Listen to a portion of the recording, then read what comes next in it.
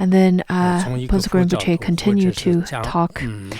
He said that now I would like to briefly talk about the Buddha and his noble teachings, the Dharma, from the perspective of a Buddhist or Dharma teacher. And then Posukura Rinpoche first talked about the noble qualities of the Buddha. What noble qualities did our root teacher, Buddha Shakyamuni, possess? He was a noble being endowed with perfect wisdom, perfect compassion, and perfect power. Regarding his noble qualities of wisdom, he was omniscient. He had unlimited knowledge, and he knew the nature of all things. Specifically, he knew what would happen in the future and what was occurring at present, and what a degree of suffering and happiness beings would experience in the future lifetimes. All of these qualities have been clearly stated in the Buddhist scriptures. The texts and the commentaries and teachings given by great masters, you will be able to see that how the great masters in various degrees, sometimes quite clearly, sometimes not as clearly, to expound on the occurrence and what's going to happen in the future. We're not bluffing about ourselves. We're not praising ourselves and putting others down. Rather, we are looking at the teachings given by the Buddha and the great masters, and then we will see that the wisdom of the wisdom of the Buddha and the wisdom of the masters of Buddhism are quite abundant. Not only the Buddha himself, but many accomplished practitioners who followed his path have possessed such omniscient wisdom as well. For instance, in the land of Tibet, many great masters manifested, such as Vajrayana Rinpoche, Padmasambhava, and Jesu Milarepa, who predicted the various changes in the external world, as well as the diverse sufferings and happiness that sentient beings experience internally in their minds. They also carefully qualified this by reminding us what all the experiences and all the experiences are manifestation of the karmic ripening of sentient beings. The great masters given by the great Indian masters and Tibetan masters, in fact, those teachings are really worthwhile for us to study. What the Buddha and other great masters taught can be confirmed by thoroughly examining the phenomenal world. Scientists have never delivered a precise description of the phenomena in the world, what are perceived similarly or differently by the various kinds of beings. For example, the collective karma and the individual karma. Indeed, the scientists do not provide a precise description and prediction of them at all. Let it be suffering or happiness or good and bad. In fact, they do not know too much about the reasons for it, the fundamental reasons for them. It is not that Posukura Rinpoche or we ourselves are claiming that science is not good. Science, in fact, is really important, and it's very important for us to study and to learn, especially during this age of data. If we do not understand how data works and how technology works, it would be difficult for us to then go with this modern world, to live in this modern world, especially when it comes to the era of ChatGPT, and we can see that how it could evolve day by day. I, of course, nowadays do not want to rely on it, especially when it comes to translation of the Dharma. So it seems that ChatGPT doesn't bring a big clash in terms of Buddhism translations yet, but in the future, if it were to become competent in the Buddhism translation, we still also very much rejoice of it. And nowadays, I think it's quite important for us to learn technology. Look at Elon Musk. If we were to look at his life and his inventions, he would come up with all kinds of inventions Starlink, for example, many different countries now are using it. And as Buddhists, if we turn a blind eye to these kinds of technological advancements, then we will be abandoned by this age. Nowadays, we have different kinds of staff members. They're cooking, they're sweeping floors. They're very much involved with the practical works of daily life. But I know that there are also a group of very professional and very professional, or they come from a professional background or scientific background. If you were to be from those kinds of backgrounds, then it is important for you to think about different ways to propagate Dharma, to spread Dharma with the kinds of previous knowledge that you gained before you got ordained. If we do not pay attention to these kinds of technological advancements, and if we do not follow the trends of society, then in the future we will be soon be left by the society, be abandoned by it. For the people with wisdom, then they can use technological gadgets and cell phones and so on and so forth, and then they will be able to use them to their advantages. But of course, for people without wisdom, without knowledge, then they will simply squander their life by the means of it. Currently, the government in the country and different countries are investing heavily in technological advancement and artificial intelligence. There are definitely great numbers of monastics who have received high level of education. Then you should really look into it. Look into how your past knowledge and wisdom can benefit the spreading of Buddha Dharma. While studying and looking into it, you shouldn't just keep those knowledge to yourself and use those kinds of knowledge for your own benefits, for your own gains, so that you can receive other people's offerings and so on. That would be very selfish. You should share your knowledge and wisdom so that it could benefit the greater, for the greater crowd. Look at myself. I try my very best to share whatever I've learned to the fellow crowd, to share as much as possible and to share to as many people as possible. So I think you shouldn't be so stingy about your wisdom and about your knowledge. In the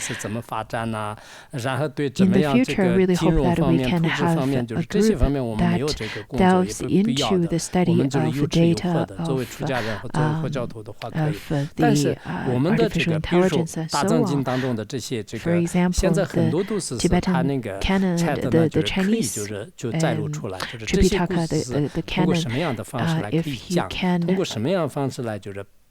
find different ways to make the Chinese Tripitaka more understandable, because the traditional Chinese writings are very difficult to understand. So if you can use ChatGPT, or if you can use different kinds of artificial intelligence to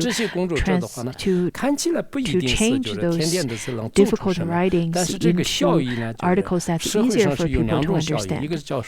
Nowadays, as you can see, there is the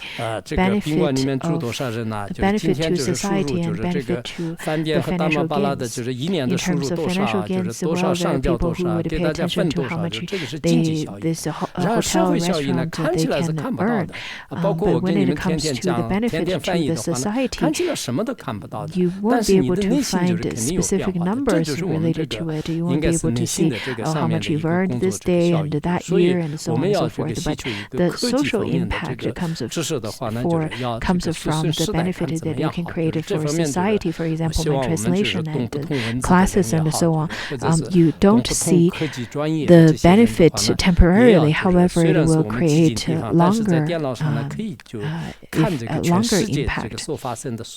Nowadays, through internet, through computer, we can see different kinds of changes and advancements throughout the world. As Buddhists, we shouldn't cover our ears and shut our eyes to these advancements. Rather, we should face the reality of the world and see how we can turn that into our advantages to propagate the Buddha Dharma. However, according to the Buddha and his followers, it is sentient beings, karma, and minds that are the source of all these phenomena. For example, some may feel fire is hot, while others may feel it is cold. Some regard fire as food, while some take it as a place to live. Similarly, for this planet Earth, some see it as square, some see it as spherical, some see the sun revolving around the Earth, and some see exactly the opposite.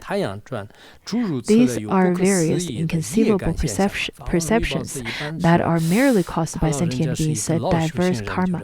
Ponzo Rinpoche, being such a senior practitioner, but he still presented different kinds of perspectives to the Western practitioners. And then he said that if we are to explain the diversity of the karmic manifestations of all sentient beings in today's world only by relying on the Buddha's unmistakable words as valid logic, can we have a satisfying answer?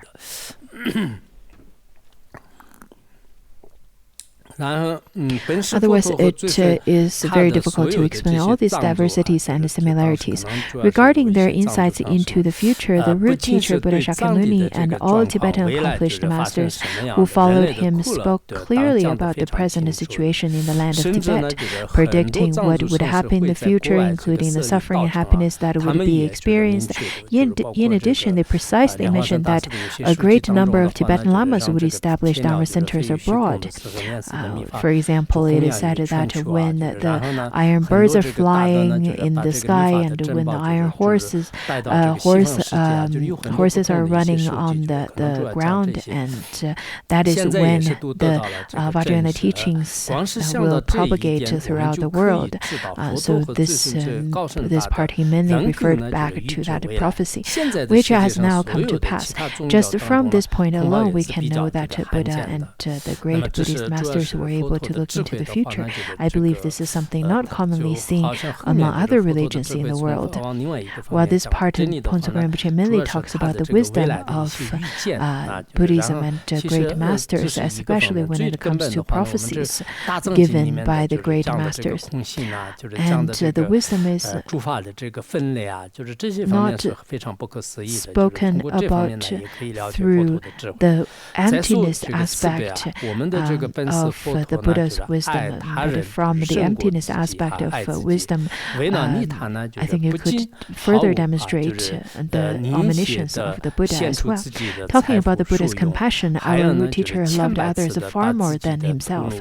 In order to benefit sentient beings, not only did he repeatedly offer others his wealth and possessions without stinginess, but he also gave his physical body, such as his head, hands, and feet, to others thousands of times. Out of great loving kindness and compassion, the Buddha always put greater importance on benefiting others than himself. What the Buddha did is completely beneficial for sentient beings and never bring harm to them. So you can see that the Buddha is truly trustworthy and a place for sentient beings to rely on. In fact, we ourselves have to also aspire to become the kind of sentient being, to also aspire to become just like the Buddha. Do not harm sentient beings at all, but only cherish the sentient beings, cherish others, so that we ourselves can also generate bodhicitta. Through the Buddha story, we can see how the Buddha practiced compassion in such a way. Then in terms of the power, this is the third aspect. The second aspect was the compassion. We have already covered that. The Buddha and the noble beings who followed his path were and are able to travel around every corner of the world during the duration of it, just a snap of the fingers. In the presence of fortunate beings, if needed, the Buddha could place the world and all its inhabitants into a mustard seed. Such is the inconceivable miraculous power of the Buddha possessed. Among all his great powers, the most important one was the power of teaching the authentic Dharma to sentient beings, and he transmitted the abundance of teachings. By internalizing these teachings, some are able to actually eliminate diseases, some can prolong life and achieve prosperity, some can improve their appearances, and so forth. If you practice any of them, you will experience the corresponding results. I think maybe because the audience back then really placed a great importance in longevity, health, and to become more beautiful and so on. So Phuntsok Rinpoche maybe upon noticing the disposition of the audience, he spoke about that instead of the wisdom and the ability of attaining enlightenment and so on. The Buddha was endowed with numerous noble qualities, but the three great qualities of his wisdom, compassion, and power are the ones that bring cause for rejoicing. The logic is that no matter which religion one has founded and no matter what special qualities are possessed, as long as this person can bring peace and happiness, then he or she is the one who deserves our love and devotion. If one wants to benefit sentient beings, one must possess wisdom. We need to also contemplate up on the quality of compassion. People always want to make friends with the ones who want to benefit them and don't want to be with the ones who would harm them. In terms of wisdom, the practitioners and the students over here are making progress every day. They are of the higher capacities, and the ones who make progress every month are considered as the practitioners of the middling capacity, and then of the low capacity are the ones who make progress every year. But there are people who do not make any progress at all, then they're just not qualified practitioners. As mundane beings, we want to be with people who can bring us benefits. Similarly, when relying on a teacher, you have to, the teacher has to be able to bring you benefits. If the teacher can bring you benefits of wisdom and all kinds of kindness, you have to repay the kindness. If you want to benefit sentient beings, one must possess wisdom. Otherwise, a foolish one who knows nothing would certainly have no idea of where to start, even if this person wished to help the world. So wisdom is the first prerequisite. For this reason, I will discuss the noble quality of the Buddha, that is wisdom, the first quality. Even if one is very intelligent, if he or she harbors evil intentions towards sentient beings, then that kind of person will not be able to make sentient beings happy. Such a person cannot bring benefit to sentient beings, and his or her intelligence only becomes an extreme negative weapon that would harm others. This is not the case with our teacher. The Buddha not only possessed wisdom, but also replete with loving kindness and compassion. His loving kindness and compassion far exceeded the love of a mother for her only child. He loved and cared for all sentient beings equally with an impartial attitude. Having only wisdom and compassion is still not enough. One must have power. Without power, one can hardly accomplish anything. Imagine a wise old woman who doesn't have hands or feet, and her beloved son is drowning in a river. Then the woman knows precisely that her son can be saved if she pulls him up with a rope. Sadly, because she neither has hands or feet, no matter how much the mother loves the son, she has no way to rescue him. A lack of power is just like this in this example. In short, it is only the Buddha who possesses perfect wisdom, perfect compassion, and perfect power, while in comparison others only seems to have some aspects of these qualities. So you need to contemplate upon it from the various perspectives. You should make observation whether it is only the Buddha who possessed the perfect wisdom, perfect compassion, perfect power. Our root teacher had extraordinarily unique characteristics compared with the founders of other religions in this world. Of course, it is not right if you just take and accept my words to be true without any analysis. Since there are many founding teachers of different religions in this world, I suggest you to read into their biographies, the words that they spoke, and the books they wrote, and contemplate what is reasonable and what is not. You should not just listen to one person, since it may not bring you the correct effects. So maybe we should stop here today.